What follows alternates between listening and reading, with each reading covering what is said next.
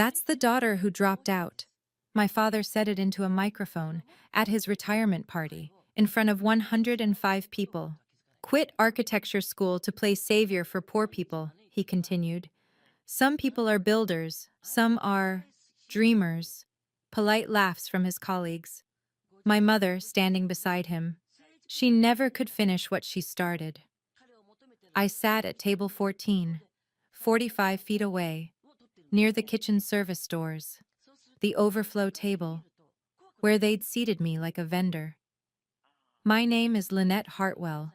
I'm 34 years old, and I didn't react, because I knew what was coming. A courier in a dark suit entered through the main doors. He carried a sealed box, white cardboard, 12 by 12 by 6. He walked straight to the stage.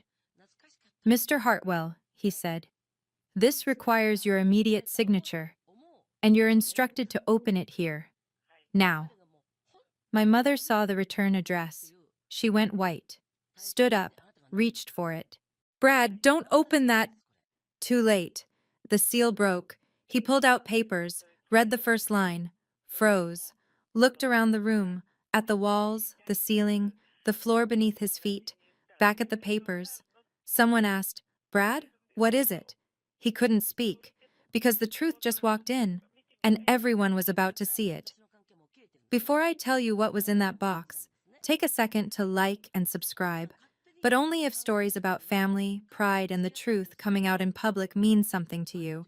And tell me in the comments, if your own father humiliated you in front of a room full of people, would you stay quiet? Or would you let the truth speak for itself? 3 weeks earlier, I'd received a text from my sister Vanessa, not a phone call, not an email, a text message. It came through at 3:42 on a Tuesday afternoon while I was reviewing blueprints in my Philadelphia office. Mom says come if you want, don't make a scene. It's at the Ironworks, Friday, December 12th, 7 p.m. Dress code, business cocktail. V. No, love, Vanessa. No emoji, no question mark asking if I'd attend. Just information, cold, transactional. The way you'd notify a distant acquaintance. I stared at those words for a full minute. The Ironworks. My hands started shaking. I knew that name. I knew it better than anyone in my family could possibly understand. I didn't respond to Vanessa's text. What would I say? Thanks for the warm invitation? Looking forward to celebrating a man who erased me from his family story? Instead, I called Iris Townsend, my mentor, my business partner, the woman who'd believed in me when banks wouldn't. They want me at the party, I told her. Do you want to go? She asked. No, but I need to. There was a pause. Then, what do you need from me? Be there, as backup, in case I lose my nerve. You won't, Iris said, but I'll be there anyway. I spent the next 3 weeks preparing. Not emotionally. I'd been preparing for that my whole life. Logistically. Making sure every piece was in place. Every document, every receipt, every proof. The box, the courier, the timing. Some people plan parties. I planned a reckoning. Friday, December 12th. I left my apartment in Philadelphia at 5:15 in the evening. The drive to Reading, Pennsylvania takes an hour and a half on a good day. Route 422 West, 65 miles through towns that used to build things. Now they mostly sold things or served things or managed things. I turned off the radio. I needed silence. At the cemetery exit, mile marker 42, I thought about pulling over. Grandpa Sam was buried there. Riverside Cemetery. Section D, Plot 127. Simple headstone. I'd paid for it with money I earned waiting tables after he died. I didn't stop. I'd visit after. Tell him how it went. Reading appeared in my windshield like a memory I'd tried to forget. Brick buildings, church spires, warehouses converted to storage units, the pagoda on the hill, streets I used to know. I pulled into the parking lot of the Ironworks Event Center at 6:45, 15 minutes early. My black Subaru Outback looked plain among the BMWs and Audis and Lexuses. Practical architect car, not trying to impress anyone.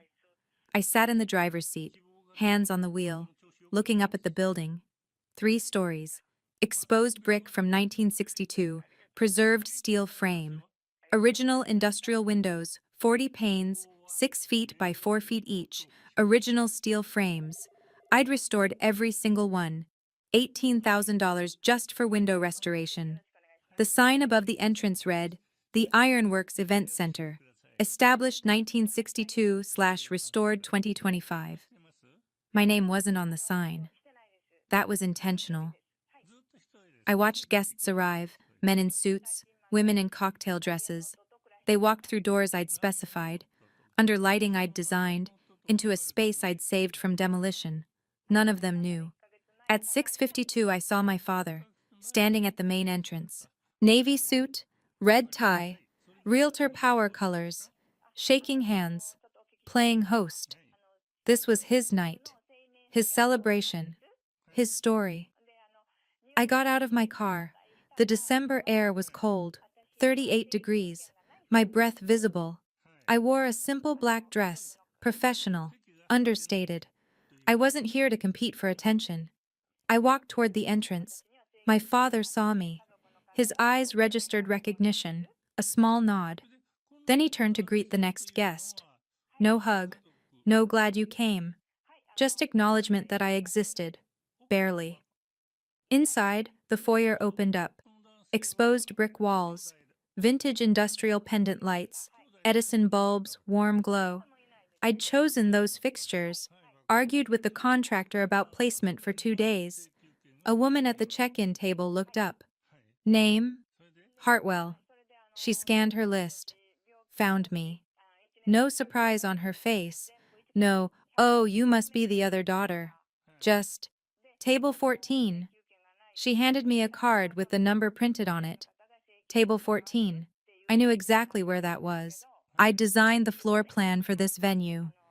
Table 14 was in the back corner, 8 feet from the kitchen service door, 45 feet from the head table, partially blocked by a support column, one of the original steel I-beams I'd preserved during renovation. The overflow table, where they put plus ones who didn't quite fit. Vendors, distant relatives they had to invite but didn't want to see. I walked into the main hall, and there it was, the room I'd built. 80 feet by 60 feet, 18-foot ceilings with exposed steel beams. The brick, 12,000 individual bricks, cleaned, repointed, sealed. The maple floors we'd refinished. The original loading dock doors, now decorative features. The skylights I'd uncovered and restored. 105 guests, mingling, drinking, admiring the space. Gorgeous venue, I heard someone say. Just opened in October, another voice replied. Very exclusive, booking out 6 months. They had no idea who'd opened it. I made my way to table 14. 5 people were already seated. A man in his 50s turned out to be the printer who'd done the party programs. His wife, a cousin I hadn't seen in 10 years. 2 people I didn't recognize at all. Later learned they were connected to the catering company, filling empty seats. You family? The printer asked as I sat down. I nodded. Me too, he said cheerfully. Well, kind of. I do business with Brad. Great guy. Really knows the real estate market. Not family, business. I picked up the program on my plate. Cream cardstock, 5 by 7 inches, folded. The cover read, Celebrating Brad Hartwell / 30 years in real estate / 1995 to 2025. I opened it. Page 2. Brad Hartwell's family. It listed my mother Lorraine, my sister Vanessa, and her husband, Dr. Andrew Cook, my brother Austin. My name wasn't there. Page 3 had a family photo from Christmas, 2018. Mom, Dad, Vanessa, Austin, smiling in front of a decorated tree. I wasn't in that photo. I hadn't been invited to that Christmas. Page 4. Special thanks. The venue was listed. The Ironworks Event Center. like a vendor, like someone they'd paid for a service, which technically they had. They'd rented my building. They just didn't know it was mine. I set the program down. Across the room, I could see my mother near the bar. Navy St. John knit suit, pearls, her important event outfit. She was talking to church friends, laughing, comfortable. Vanessa stood next to her, burgundy cocktail dress, hair professionally styled, the good daughter, the one who'd done everything right. Married a dentist, served on the junior league board, made them proud. Austin was at the bar, 28 years old, dark gray suit, drinking a beer. He looked uncomfortable. Our eyes met for a second. He gave a small nod, didn't approach.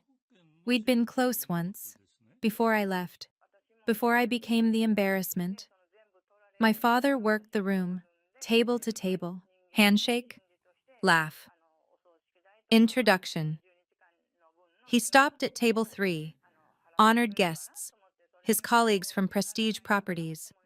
His boss was there, senior VP. I watched him.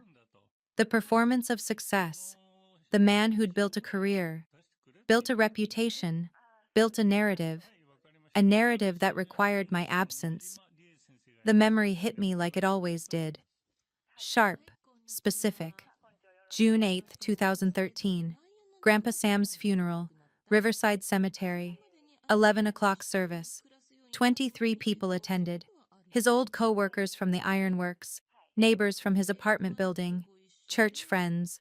Me, Austin, 16 years old then, skipped school to be there. I stood at the cemetery entrance from 10:45 until 11:15, waiting, watching cars arrive. My father never came. No call, no text, no explanation. I learned later, from my mother, in a brief phone call, that he'd said, "I'm not going to stand in a cemetery and pretend Samuel Hartwell's life meant something. He died with nothing." That's his legacy. That was the day I understood. My father didn't hate Grandpa Sam for being poor. He hated him for not being ashamed of it. Grandpa Sam, Samuel Hartwell, born 1940, died June 3, 2013, at 2 in the morning. I was holding his hand when he went. He'd worked at Riverside Ironworks for 40 years, 1962 to 2002, operating industrial equipment, cutting steel, building things. He wore a yellow pencil behind his ear. His hands were always stained, sawdust under the nails, wood glue on the knuckles. Starting when I was 12, I spent summers with him. He'd pick me up in his navy blue 1987 Ford F-150. We'd drive to job sites. He did carpentry work on weekends, extra money. He taught me to read blueprints, measure cuts, see structure before it existed. "A building isn't just walls and a roof," he told me once. We were sitting on the tailgate of his truck, eating bologna sandwiches on white bread. "It's shelter, it's dignity. You build for people, not for pride." My father hated those summers. "You're spending too much time with him," he'd say. "He'll teach you to think small." But Grandpa Sam taught me to think about what mattered. In October 2012, he had a stroke. Severe. Right side paralysis, speech impairment. The hospital called me first. I was his emergency contact. I was 21, junior year at a 5-year Bachelor of Architecture program. I had a scholarship. I had plans. I also had a choice. I called my parents. My father answered. "Grandpa's had a stroke," I said. "He needs 24-hour care. I'm thinking about taking a semester off." "Lynette," his voice was cold. "He's not our responsibility anymore. You have a scholarship to protect. If you leave school now, you lose everything." "He's your father." "He was an embarrassment. I'm not making that mistake again." I took the semester off, moved into Grandpa's small apartment on Hamilton Street, $650 a month rent. I waitressed mornings at Sunrise Diner. Did drafting work afternoons for a small firm. Saved every dollar I could. For 8 months, I helped him with physical therapy, medications, bathing, feeding. He couldn't use his right hand anymore, the hand that had built 1,000 things. But every night we went through his old blueprints, rolls and rolls of them, stored in his closet. Projects from the 70s, 80s, 90s. He'd point with his left hand. "See this beam?" he'd say, words slow and slurred. "It holds everything." He was teaching me until the end. June 3rd, 2013. 2 in the morning. His breathing changed. I called the paramedics. But I knew. He squeezed my hand once, looked at me, couldn't speak, but I heard it anyway. Build something that matters. Then he was gone. My father didn't come to the funeral. He sent my mother to handle arrangements. She stood at the back of the service, left before the burial. Austin came. He was 16. He rode his bike to the cemetery, stood next to me while they lowered the casket. Didn't say anything, just stood there. That was the last time my family was whole. 3 months before Grandpa's stroke, something else happened. Spring 2013. I was home on spring break, working on my junior thesis project. The assignment? Adaptive reuse of an abandoned industrial building. I'd chosen a textile mill in Reading. My concept: convert it into mixed-income housing. 60 units, 40% market rate, 60% income restricted. I'd drawn elevation sketches by hand, 24 by 36-inch paper, detailed, hours of work. I brought them home to show Grandpa Sam. He looked at them. His eyes lit up. "This," he said, touching the drawings with his stained fingers, "this is what I worked for. So someone like you could build this." My father came home early that day, 6:30 in the evening, saw the drawings spread across the dining table. "What is this?" he asked. "My thesis, adaptive reuse for affordable housing." He picked up one of the sheets, studied it. "Affordable housing? You mean subsidized housing?" "No, I mean housing for people who—" "You're wasting a 5-year architecture degree on charity work?" "It's not charity, it's a waste." He set the drawing down, hard. "You want to design buildings? Design buildings people with money want to live in. Buildings that matter, not this. These people matter." "No, Lynette, they don't. Not in the market. And if you spend your career on projects like this, you'll end up like him." He pointed at Grandpa Sam, who was standing in the doorway. "Poor, forgotten, nothing to show for it." Grandpa Sam said quietly, "I have something to show for it. I raised a son, even if he's ashamed of me." My father's jaw tightened. He picked up my drawings, all 12 sheets. "Dad, don't!" He tore the first one, slowly, deliberately, then the second, then the third. I tried to grab them. He pushed me away, not hard, just enough. My mother stood at the kitchen doorway, watching. She turned back to the stove. Grandpa Sam said, "Pick them up, every piece. You can fix it." My father dropped the torn paper on the floor. 40 hours of work, destroyed. "If you keep going down this path," he said, "don't expect to live under my roof." I knelt, started picking up pieces. "Grandpa taught me that buildings are for people," I said quietly. "You sell houses to people who already have everything." "And he died with nothing. Is that what you want?" "He died with dignity." "Get out." I packed one duffel bag that night, moved into Grandpa's apartment. He helped me carry it. 2 blocks away, different world. I sat at his kitchen table, spread out every torn piece, 47 pieces total. I used clear Scotch tape, archival safe. Took 3 hours. The drawing was whole again, scarred, tape lines visible, but whole. I slid it into a protective sleeve. Didn't frame it yet, but I kept it. A promise I made to myself that night. If I ever built something real, this drawing would be there, scars and all. 6 months later, Grandpa had his stroke. I dropped out to care for him. My scholarship was gone by spring semester. Too many credits missed. 2 weeks after Grandpa's funeral, my father sent an email. Subject: Your future. The message: Lynette, you made your choice. Don't expect us to finance your mistakes. If you want to go back to school, you're on your own. We have Vanessa's wedding to pay for and Austin's college coming up. We invest in children who invest in themselves. Dad. Sent at 11:47 p.m. on a Saturday. The timestamp told me everything.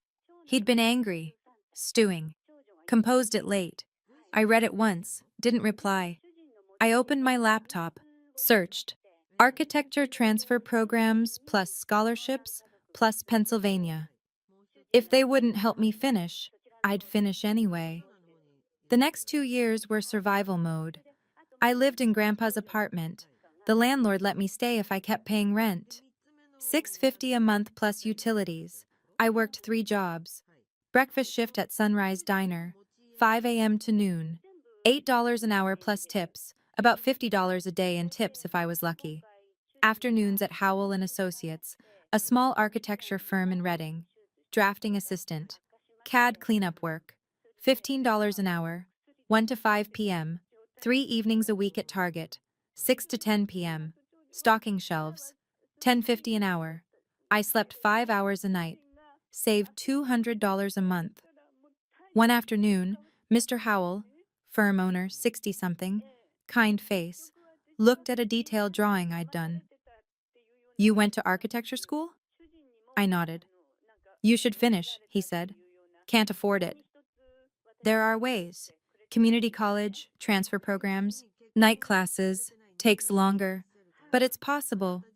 So I researched, found a path.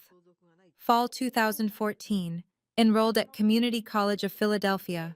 2 courses per semester while working full-time, studio classes on Saturdays. Fall 2015, transferred to Temple University's architecture program. Spring 2017, graduated with a Bachelor of Architecture, age 26, 5 years later than I should have, cum laude. Grandpa Sam would have been proud.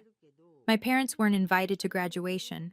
Austin came, he was 21, gave me a hug, said, "You did it," then went back to our parents' house.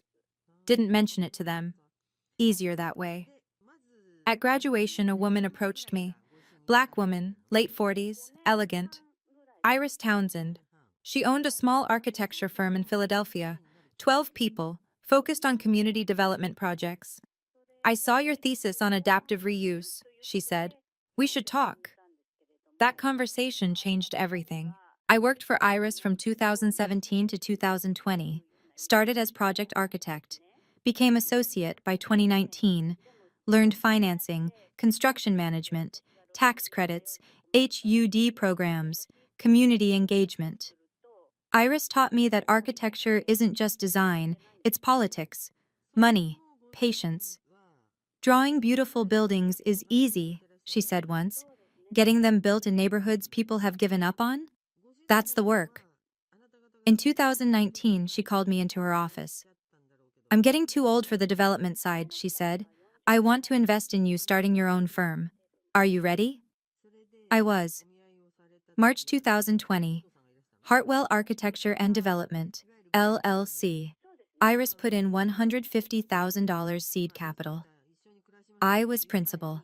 She was advisor and partner. We were tiny. Me. One junior architect, a part-time admin. But we had a model. Find distressed properties, redesign them for community use, finance through creative partnerships, not luxury flips, places people could actually afford. First project, 8-unit building in North Philadelphia, $850,000 total cost. Tax credits plus Iris's capital plus a community development loan. Completed December 2021. Local press wrote a small article. Young architect brings new life to neglected block. My father would never see it. He didn't follow Philadelphia news. Good. Between 2021 and 2024, we did 3 more projects. Warehouse conversion in Allentown, church to community center in Lancaster, row house stabilization in Reading. Reading. First time back to my hometown for work. And that's when I saw it. Late 2023, a property listing, Riverside Ironworks, 412 Industrial Parkway, closed 2018, for sale, $320,000. The building where Grandpa Sam had worked for 40 years. I sat in my office, stared at the listing photos. Abandoned. Windows broken. Graffiti on brick. Loading docks boarded up. But the bones, the structure, 12,000 square feet, original steel beams, 18-foot ceilings, brick that just needed cleaning. I called Iris. I want to buy the ironworks. Which one? Riverside, in Reading, where my grandfather worked. Silence. Then, this is personal for you. It's also good business. What's your plan? Event center, community space, preserve the history, make it self-sustaining.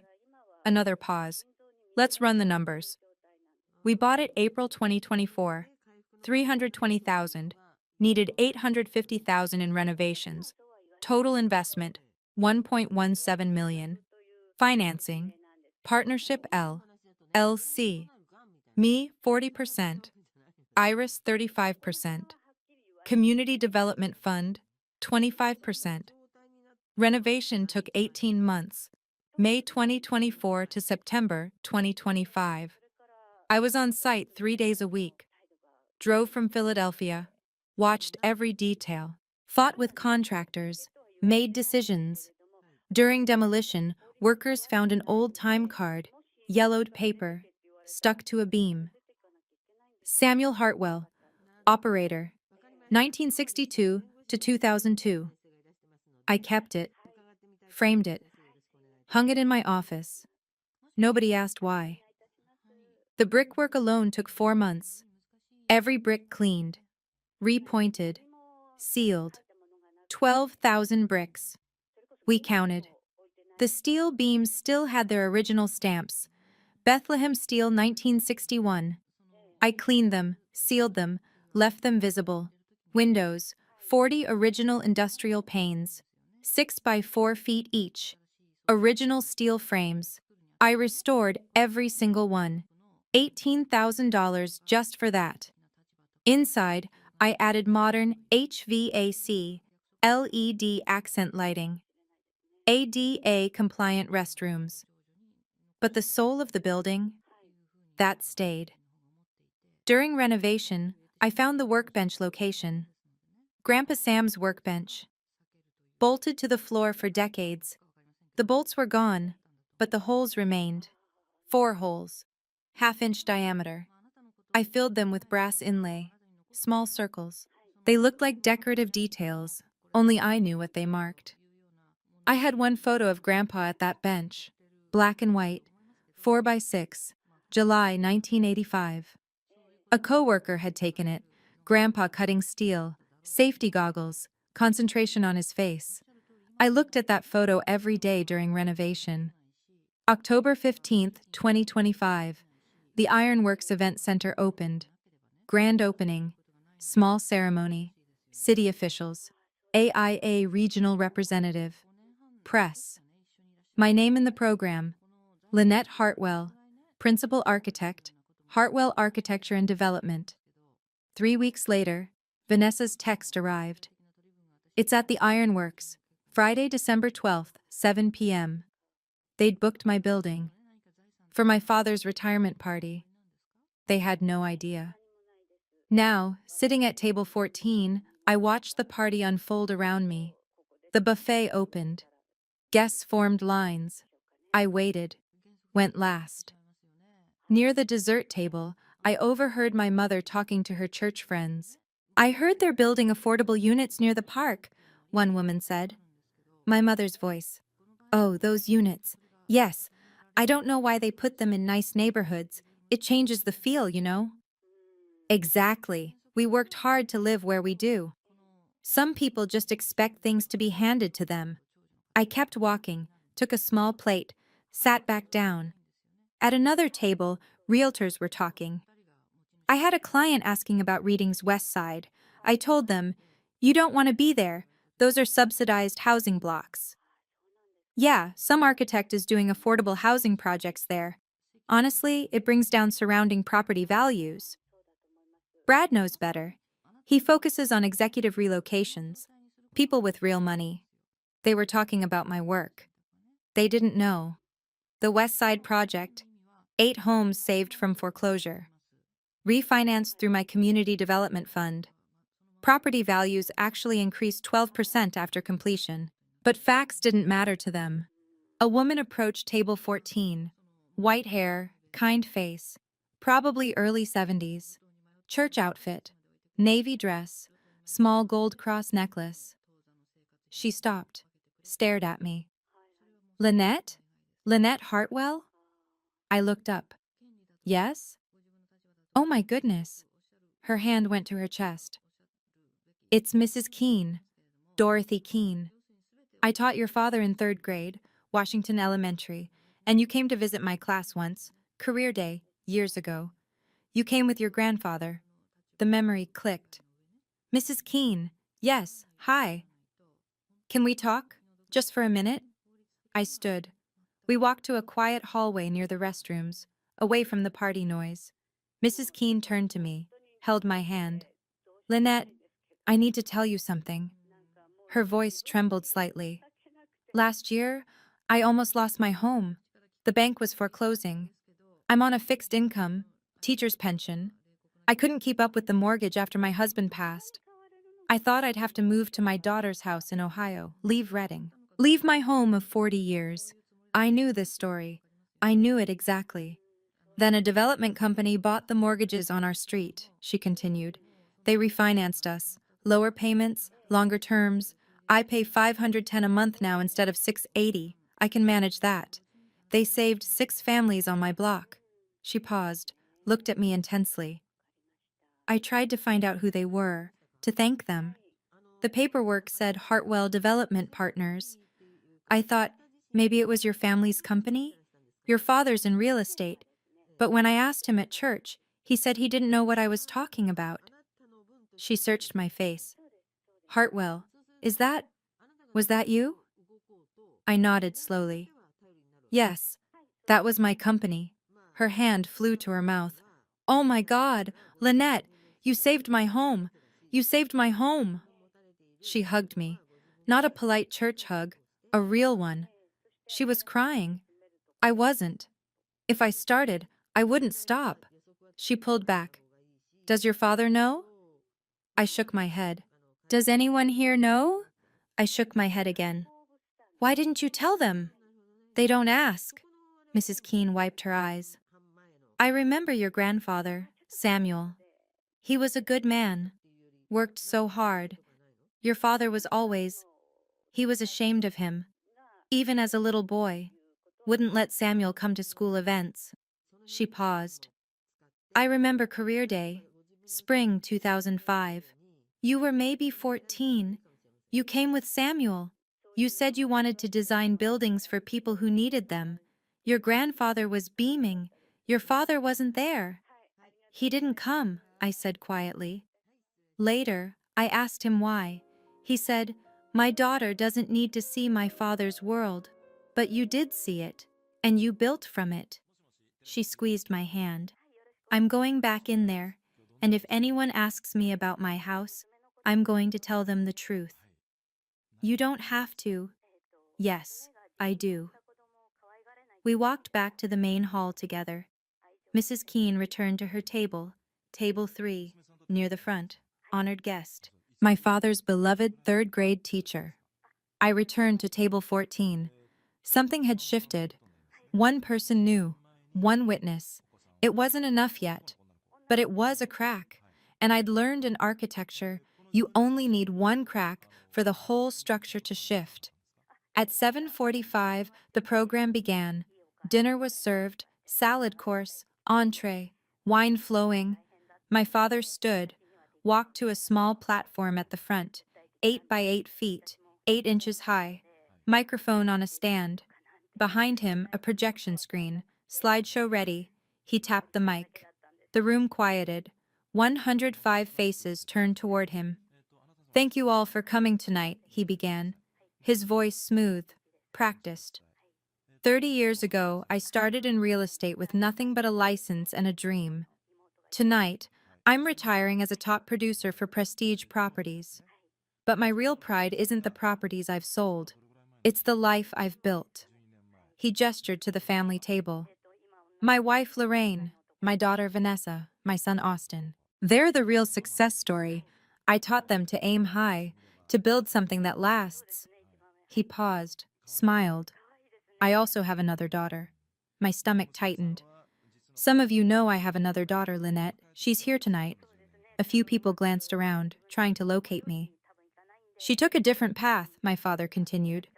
Dropped out of architecture school to play savior for poor people, as she put it. Some people are builders. Some people are dreamers. He let that word hang. Dreamers, like it was a diagnosis. A few awkward laughs scattered through the room. I raised my children to be builders, he said. Emphasis on the word. To finish what they start. To aim for excellence, not charity. I didn't move. Hands folded in my lap, face neutral. The printer next to me leaned over. Oh, you're the other daughter? I nodded. He didn't say anything else. The slideshow started. Photos projected on the screen. 8 by 6 feet. My father's career milestones. For sale signs. Property closings. Award ceremonies. Family photos. Vacations. Holidays. Photo 12. Disney World, 2010. Family in front of Cinderella Castle. Mom, Dad, Vanessa, Austin. Smiling. I'd been in college that year. Spring break. They went without inviting me. Photo 18. Vanessa's rehearsal dinner, 2014. Elegant restaurant. Family toasting. I wasn't invited to that either. Photo 23. Dad holding Austin's college diploma. Temple University, 2019. I'd graduated from Temple in 2017, a year before Austin. My graduation wasn't in this slideshow. 47 photos total. I appeared in 3, all from childhood, nothing after age 16, erased. My father's voice continued over the slideshow. These photos remind me what matters. Family who shows up, who makes us proud, who finishes what they start. I thought, I'm sitting in a building I designed. I showed up. You just don't see it. He was mid-sentence when the main doors opened. A man entered, dark suit, professional, carrying a white cardboard box, 12 by 12 by 6 inches. The event coordinator intercepted him. They spoke briefly. The courier showed her a clipboard, pointed to the stage. She looked confused, then concerned. She walked quickly to my father, whispered something. He looked annoyed, gestured to the microphone. I'm in the middle of... She handed him the clipboard. He read it. His expression changed. The courier approached the stage, handed him the box. Mr. Hartwell, the courier said, voice carrying in the suddenly quiet room. This requires your immediate signature, and you're instructed to open it here. Now. My mother stood from the head table. She saw the return address label on the box. Her face drained of color. Brad, she said. Brad, wait. But he was already breaking the seal. The tape pulled away. He lifted the lid, looked inside, pulled out a manila folder, opened it. His eyes scanned the first page, stopped, read it again. He looked up, at the walls, at the exposed brick, the steel beams, the industrial windows, back down at the paper in his hands. Property ownership, he read aloud, voice uncertain. The Ironworks Event Center, 412 Industrial Parkway, owner of record, Hartwell Development Partners, LLC, principal, Lynette Hartwell, architect. He stopped, read it silently again. This is... He looked around.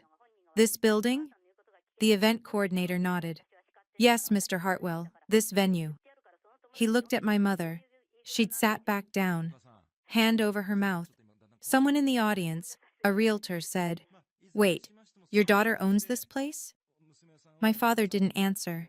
He reached into the box, pulled out something else, a photograph, 4 by 6, black and white. He looked at it, turned it over, read the back. His hand started shaking. Samuel Hartwell, Riverside Ironworks, July 1985. His voice barely audible. "This is where he worked for 40 years. You're standing in his workshop." LM. He looked down, at the floor, at his feet, at 4 small brass circles inlaid in the wood. Decorative details he'd probably noticed earlier without thinking about them. Then at his table, the head table, where he'd been sitting all night. Understanding hit him. This was... He couldn't finish, looked at the photo again, at the man in the image, his father, at a workbench, in this exact space. The room was completely silent. He put the photo down, reached into the box, pulled out a frame, 16 by 20, museum glass. Inside, an architectural drawing, detailed, beautiful. A building conversion, community center. But the paper was covered in tape, visible scars running through it, 47 tape lines. He stared at it, recognition slowly dawning, the drawing style, the handwriting, the building sketched. It looked familiar. Then he saw the tape. All those carefully placed pieces, the sketch he'd torn up. March 2013. The one he'd destroyed to prove a point. She'd kept every piece, taped it back together, built it anyway. The caption on the frame read, "Riverside Ironworks Adaptive Reuse, Community Event Center, Junior Thesis Concept, 2013, Lynette M. Hartwell, Restored 2025. A voice from the crowd. "Brad, did you tear up your daughter's thesis?" He didn't answer. One more item in the box. He pulled it out. A printed document. Read the heading aloud. Dedication plaque. Installation scheduled Monday, December 15th, 2025. Then the text. "The Ironworks, Restored 2025 by Hartwell Architecture and Development. In memory of Samuel Hartwell, craftsman, 1940 to 2013, who worked in this building for 40 years. He built with his hands so others could dream with their hearts. For Grandpa Sam, who taught me that buildings are for people, not pride." This is his legacy. Lynette M. Hartwell, Principal Architect. He finished reading, stood in silence. The plaque. Bronze. Permanent. Installing in 3 days. On the building he'd rented for his celebration. His father's name. His daughter's name. Not his. He set the microphone down. Didn't make a sound. The box was empty now. 4 items. 4 truths. 105 people staring. Before I tell you what happened next, I need to ask, have you ever been in a room where the truth arrived like an earthquake? Where every assumption shattered in 30 seconds? That's what this felt like. If you've ever stood your ground when everyone expected you to disappear, leave a comment. I read every one. Now, back to that room. A woman stood. From table 8. Black woman, 50s, elegant in a charcoal suit. Iris Townsend. She walked to the stage. My father stepped aside. She took the microphone. "Good evening," she said, her voice clear, authoritative. "I'm Iris Townsend. I'm an architect. I was Lynette Hartwell's mentor, and I'm her business partner." The room stayed silent. "I funded this building's renovation," Iris continued. $525,000. Lynette designed every detail you see tonight. The preserved brick, the restored beams, the lighting, the floor plan. This building was abandoned for 7 years. She brought it back to life, because this is where her grandfather worked. She did it to honor him. Murmurs started, people looking around the room with new eyes. "The city will install a dedication plaque Monday morning," Iris said, "honoring Samuel Hartwell and recognizing Lynette's work. It's permanent. This building's legacy now belongs to them." She handed the microphone back to my father. He took it, voice unsteady. I I didn't know. Lynette didn't. She never told me. A voice from the crowd, one of his realtor colleagues. Brad, you just called her a dreamer who plays savior for poor people. She built this place. Another voice. You put her at table 14. My father. I didn't know. A third voice. Did you ask? He had no answer. Then Mrs. Keene stood, 73-year-old retired teacher, small frame, but when she spoke, the room listened. She didn't take the mic, didn't need to. Brad, she said, I taught you in 3rd grade. I taught you to read. I remember your father, Samuel. He came to one parent-teacher conference. Just one. You were embarrassed, but he was so proud of you. Her voice strengthened. Last year I almost lost my home. Foreclosure. Your daughter, Lynette. Her company saved it. Saved 6 families on my street. We were facing eviction. She refinanced our mortgages. I pay $170 less per month now. I can stay in my home because of her. She looked directly at my father. The company name was Hartwell Development Partners. Your family name. Your daughter's work. Did you even know? He shook his head. A man stood, 60-something. Work clothes under a sport coat. She saved my house too. I'm on Hamilton Street. I thought I'd have to leave Reading after 30 years. She kept me here. Another person stood, then another. 6 people total, all from Hamilton Street, all homeowners I'd helped. She charged fair rents, didn't jack them up. She fixed the roof. Previous landlord wouldn't. My kids can stay in their school district because of her. I was 3 months from homeless. She restructured my mortgage, gave me breathing room. My father stood on stage, watching his narrative crumble. His daughter, the dropout, the failure, the dreamer, had saved people while he'd sold houses to the wealthy. He looked at me, finally, across 45 feet. I met his eyes, didn't smile, didn't cry, just looked back. Another woman stood, 40s, professional.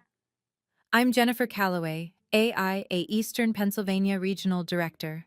I need to add something. She took the microphone from my father. Lynette Hartwell received the AIA Regional Housing Award in November. For this building, the Ironworks represents best practices in adaptive reuse and community-centered design. We're featuring it in our 2026 magazine. It's a case study. She paused.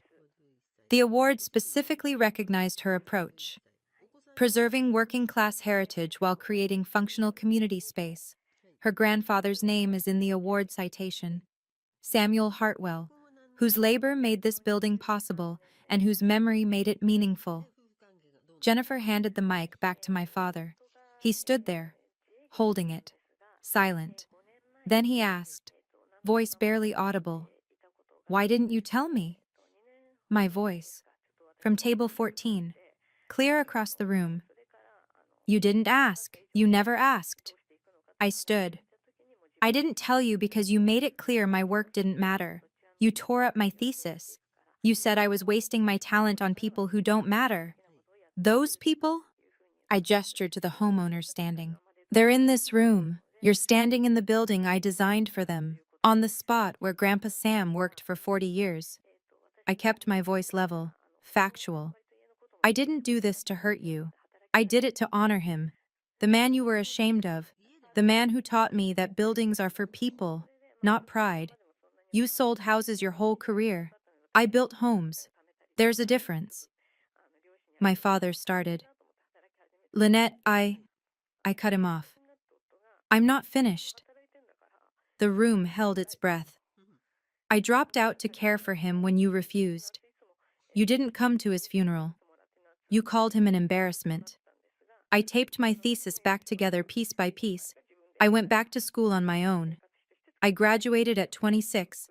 I built a firm. I built buildings. And when this factory went up for sale, the place where he spent his life, I bought it. Because someone had to remember him right. I picked up my purse. You erased me from your family story. Fine. I built my own story. It's written in brick and steel. And on Monday, his name goes on a plaque at the entrance. Permanent. Anyone who enters this building will know. Samuel Hartwell worked here. His granddaughter restored it. I looked at him one more time. You can't tear that down. I turned to walk out. Austin intercepted me near the door, hugged me, first time in years. I'm sorry, he said quietly. I should have said something years ago.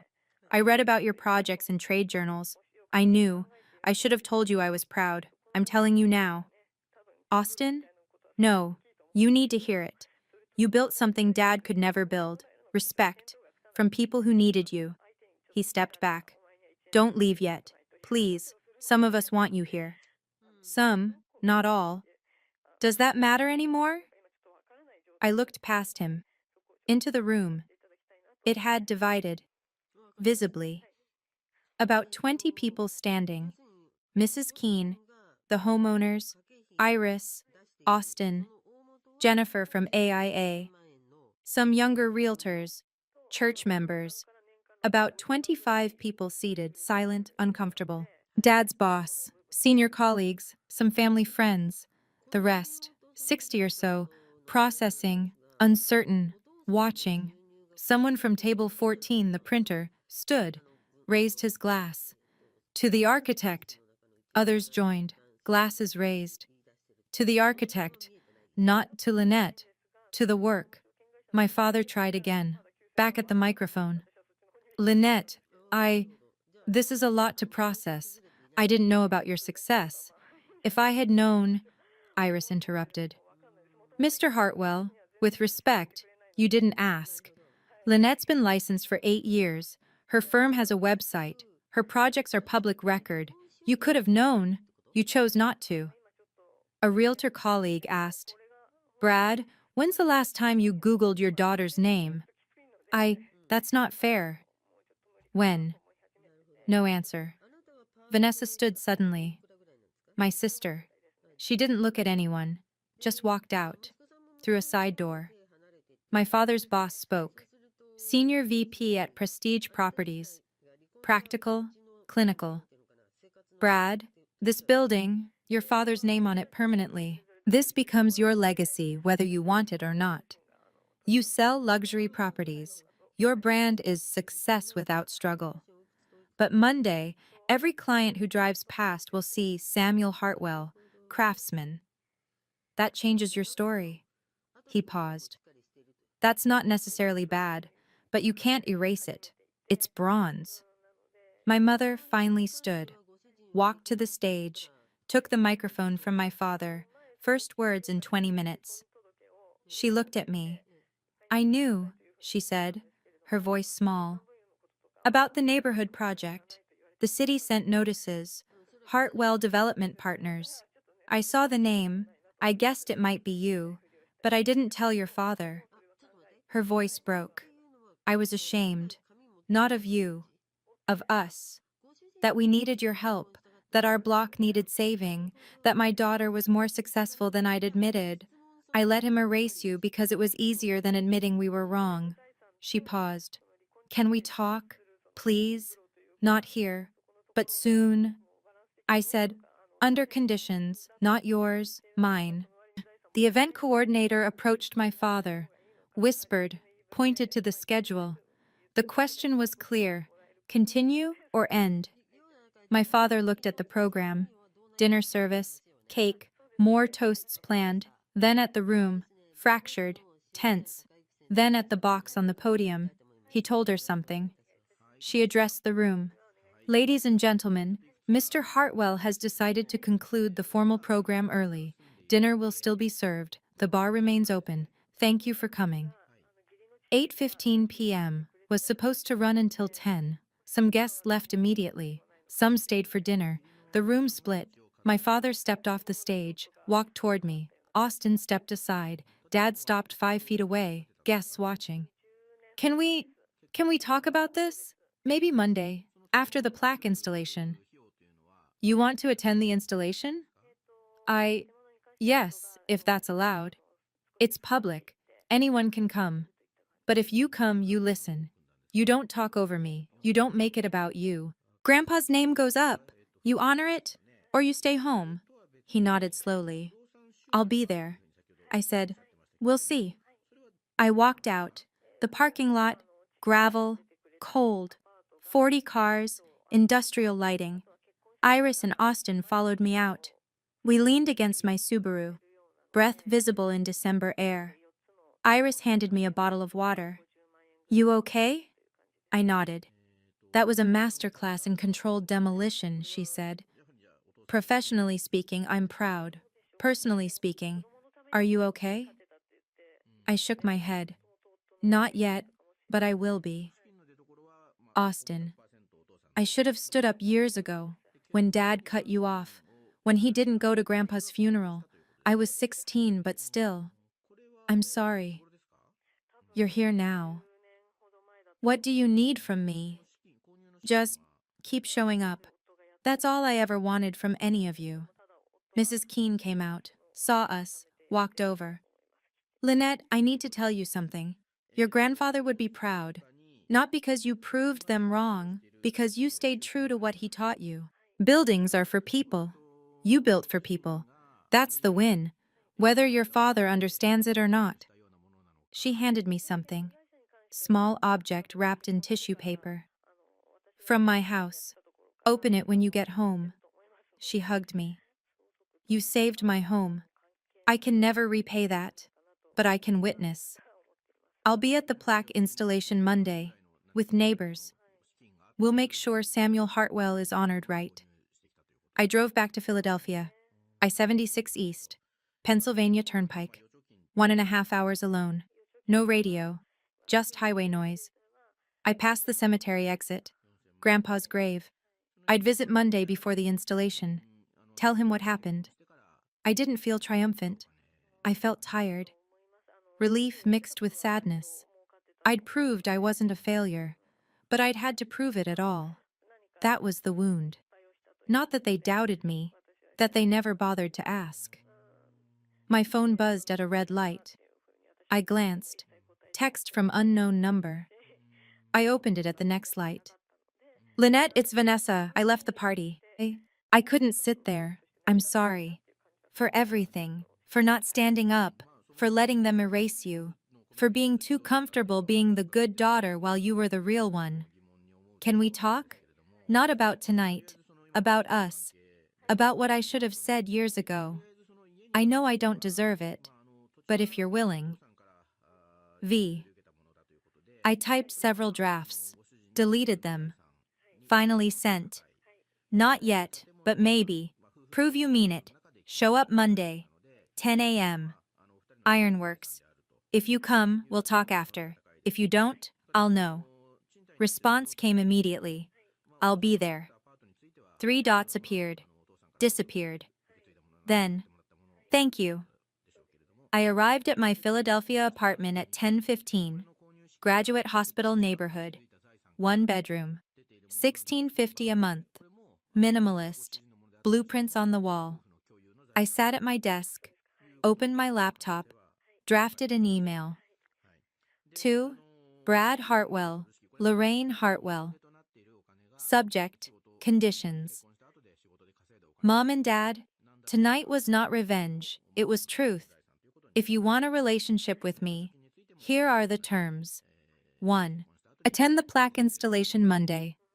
Honor Grandpa Sam publicly. 2. Stop telling people I'm a failure. If you can't talk about my work with pride, don't talk about me at all.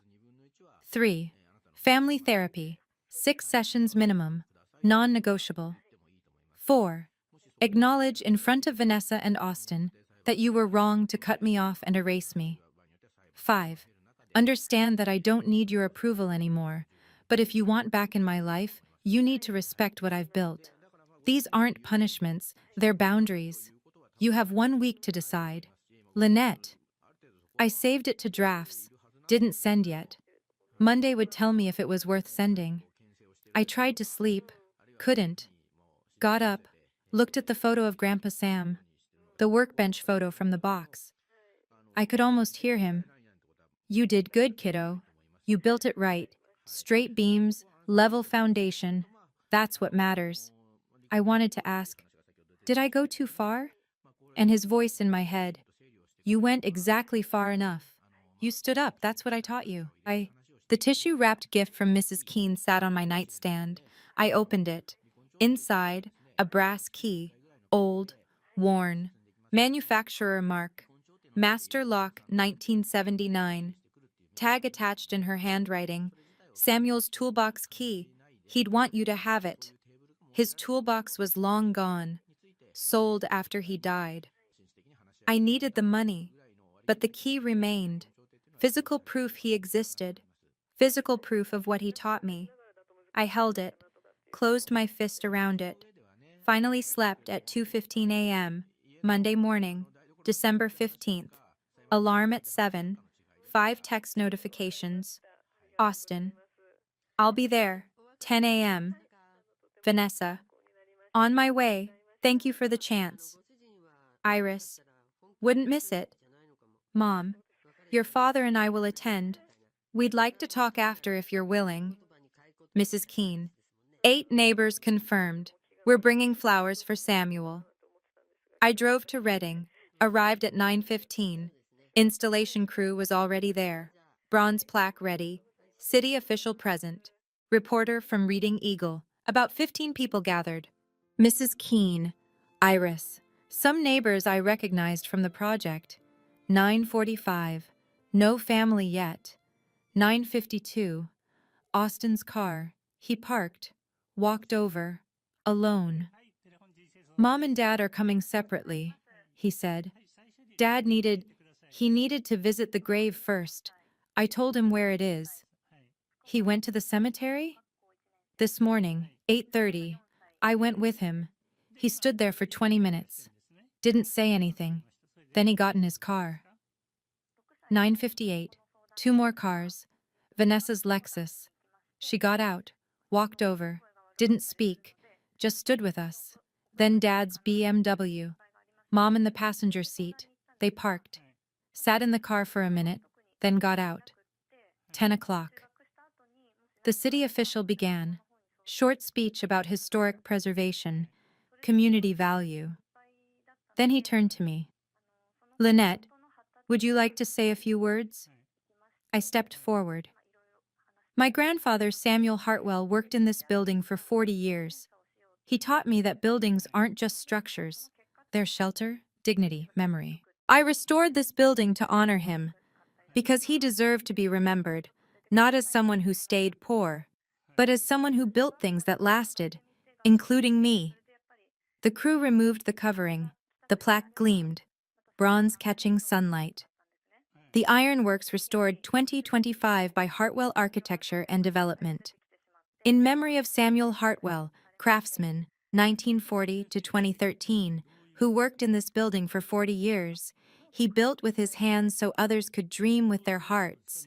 For Grandpa Sam, who taught me that buildings are for people, not pride. This is his legacy. Lynette M. Hartwell, Principal Architect. Mrs. Keene wiped tears. Neighbors applauded softly. I looked at my father. He was staring at the plaque. Mom had her hand on his arm.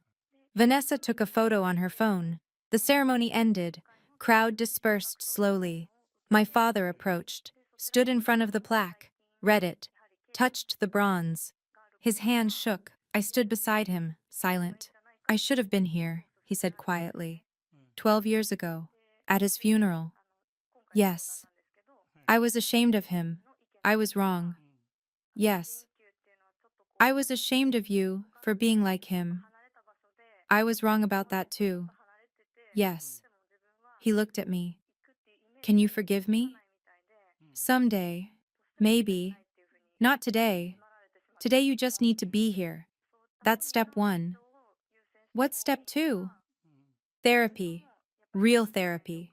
All of us. We unpack this. Honestly. Okay.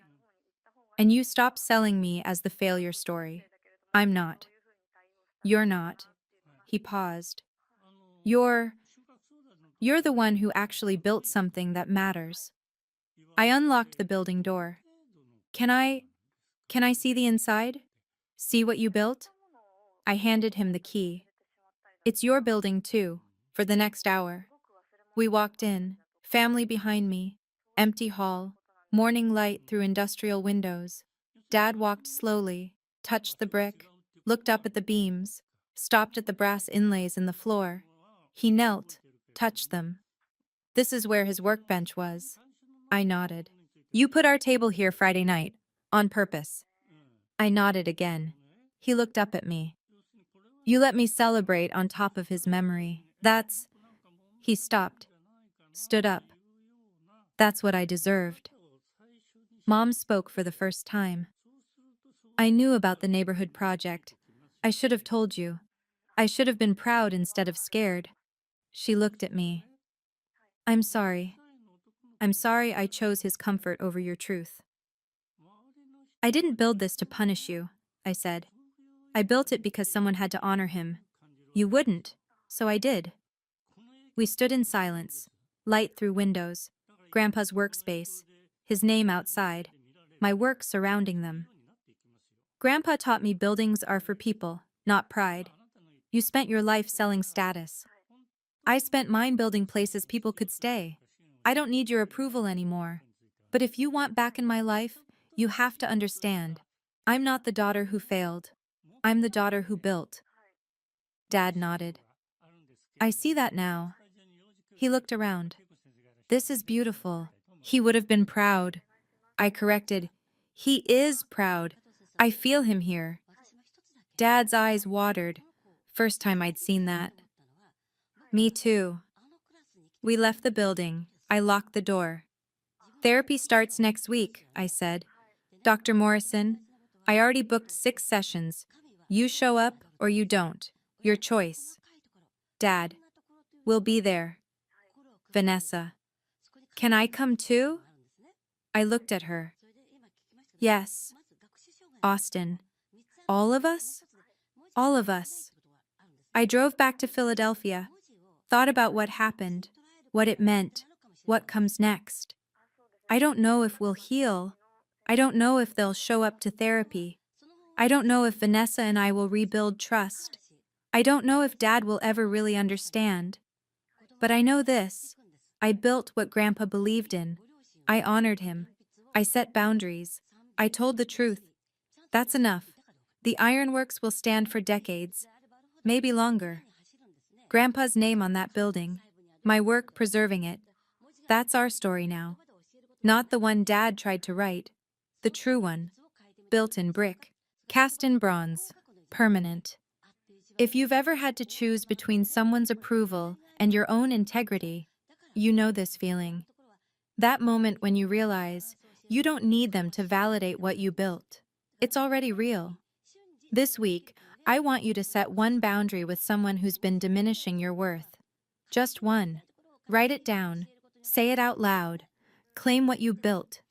And if this story meant something to you, share it. Someone else needs to hear it. Thank you for listening to mine. My name is Lynette Hartwell. I'm 34 years old. I'm an architect, and I build places where people can stay.